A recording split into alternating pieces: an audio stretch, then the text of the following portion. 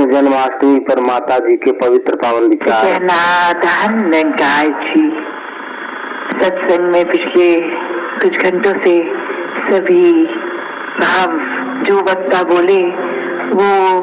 चाहे साधन कुछ भी रहा हो, भजन रूप हो, स्पीच रूप हो, कविता रूप हो, तो एक ही मकसद इस इंसानी जन्म का कि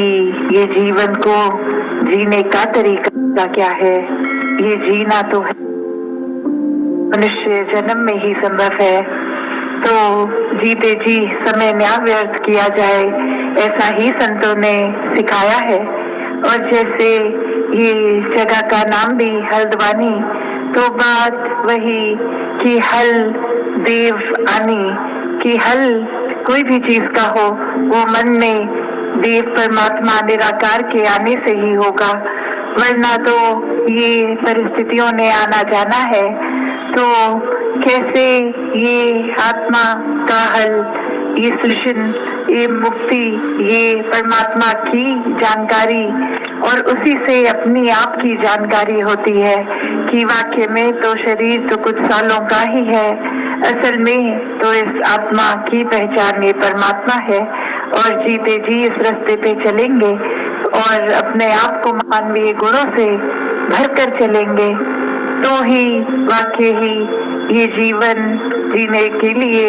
एक असली जीवन, मनुष्य जीवन दैवीय गुणों से भरा हुआ एक मुकम्मल जीवन होगा। और इसी समय फिर ये हकदार भी मृत्यु के बाद भी ये मोक्ष का, मुक्ति का।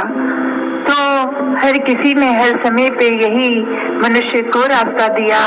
जो आज भी सन दे रहे थे कि जीने को पूरा जीवन जो मिला है उसको कैसे जीना है, एक सिर्फ समय व्यर्थ करके या फिर एक किसी की नकल करते करते जैसा वो कर रहे हैं, जैसा एक रिवाज, एक परंपरा, वैसा ही बिना समझे कारणों के करना है, या अपने जीवन को हर पल जीते जी वो कारण समझना है कि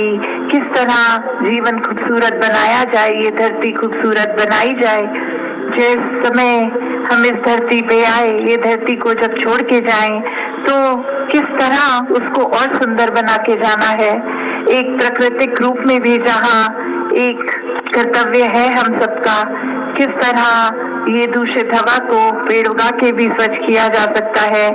और ये कचरा ना फैला के एक उस रूप में अपनी नियमित जगह पे वो कूड़ा इकट्ठा करना, और कैसे वो रिसाइकल की भी बात आती है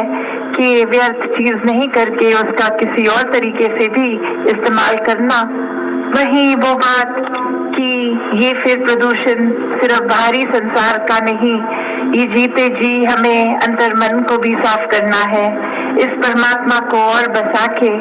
जो कि पहले ही हमारे भीतर भी है, बाहर भी है, कण कण में है, हर जगह है। तो वही उदाहरण जो एक मृग का आता है कि एक खुशबू जो उसके अंदर ही होती है वो मृग समझता नहीं, और जगह जगह एक जंगल में ढूंढते ढूंढते कि ये खुशबू कहाँ से आ रही है, वो खुशबू तक जाने में भटकता है, और असल में तो वो कस्तूरी की खुशबू उसके अंदर ही है, उसकी नाभि से ही आ रही है। और कैसे ये समय फिर व्यर्थ हो जाता है सिर्फ और सिर्फ वो भटकन में। तो ये पहचान परमात्मा की जब हो जाती है तो वो भटकन एक समाप्त हो जाती है आत्मा की।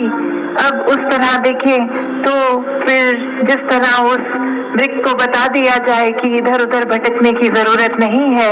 आप जिस स्थान पे हो उसी स्थान पर ये खुशबू भी है। तो बात वही, परमात्मा हर जगह है, अंगसंग है। जिस समय जैसे अभी भी आवाज लगा रहे थे महापुरुष के, ये ब्रह्म ज्ञान की दात आज सत्संग के बाद भी ये प्राप्ति की जा सकती है। तो बात वही कि सिर्फ सत्संग में आने का मतलब सिर्फ वो नहीं कि आए एक क्रिया रूप में बैठ गए, कुछ सुना भी, कुछ अनसुना किया, कुछ अपना ध्यान इधर उधर लगा लिया, भटका लिया, पर मूल को नहीं पकड़ा। मूल तो बस ये परमात्मा ही है, इस परमात्मा को जो पकड़ लेते हैं, मन में बसा लेते हैं, हर समय इसका दीदार करते हैं, एक एहसास में इसी निराकार के रहते हैं, तो वो ही वाकई ही संत है।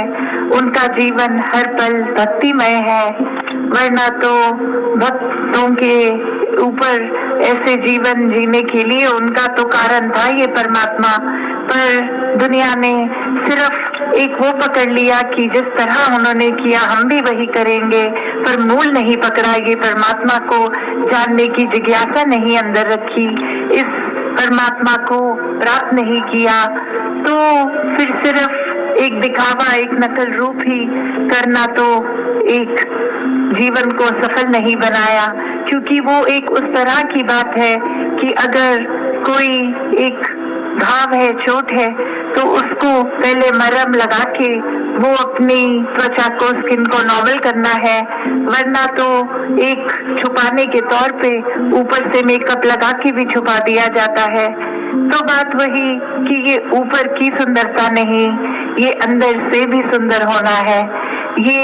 हर किसी के अंतर मन की जो धड़कन, ये आत्मा की, ये सिर्फ और सिर्फ इसका समाधान ये परमात्मा ही है। जैसे ही इस परमात्मा को देख के भक्ति की शुरुआत की जा सकती है, उसी तरह फिर अपने मनों में और गुणों को भी अपनाया उसी पल से जाया जा सकता है। और वो फिर एक ऊपरी मेकअप की तरह अच्छा व्यवहार नहीं, एक अंदर से वो जिस तरह इस नाभि में खुशबू उस मृग की, तो वही अंदर से बाहर की सुंदरता तभी बनती है जब एक एक मानवीय गुण हम पहले खुद बन जाते हैं। सिर्फ प्यार की बात ही नहीं, पहले प्यार बनकर फिर प्यार बांटना।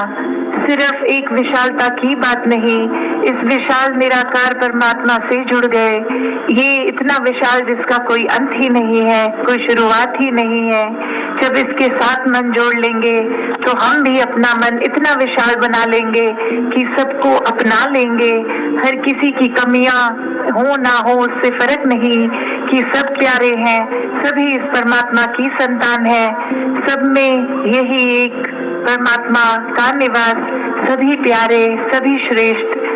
और कोई भी और फिर हम जो मानवीय गुण सोचे भी, वो स्वयं बनना बहुत ही आसान हो जाता है। सिर्फ इस परमात्मा के ऊपर अपने मन को टिकाकर वो गुण खुद ब खुद हमारे अंदर आ जाते हैं। तो ऐसा व्यवहार, ऐसा जीवन हर एक के जीवन में आना संभव है। सिर्फ और सिर्फ उसके लिए